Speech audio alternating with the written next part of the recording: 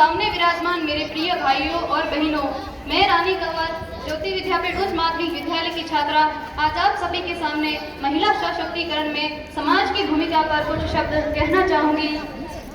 सर्वप्रथम आप सब यही सोच रहे होंगे कि महिला सशक्तिकरण का अर्थ आखिर क्या होता है, तो मैं आपको बताती हूँ। महिला सशक्तिकरण का अर्थ होता है महिलाओं को बिना किसी भेद के जीवन के प्रत्येक क्षेत्र में स्वतंत्रता पूर्वक कार्य करने का अधिकार ही महिला सशक्तिकरण कहलाता है। अब आप सब यही सोच रहे होंगे कि आखिर इसकी आवश्यकता ही क्यों पड़ी, तो इसकी आवश्यकता इसीलिए पड़ी क्योंकि अभी भी हमारे समाज में कुछ ऐसे तत्व शामिल हैं जो ये सोचते हैं कि बेटी बेटी के समान नहीं होती।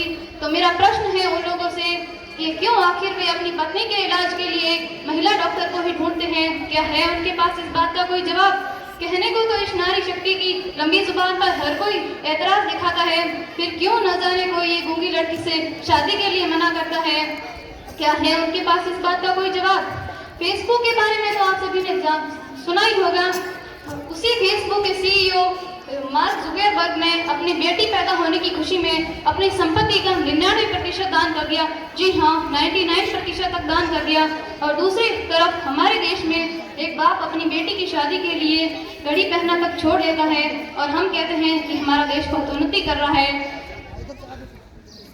और इसी के साथ हम कहते हैं कि हमारा देश बहुत उन्नति कर रहा है, परंतु आज के इस आधुनिक युग में महिलाएं बहुत उन्नति कर रही हैं।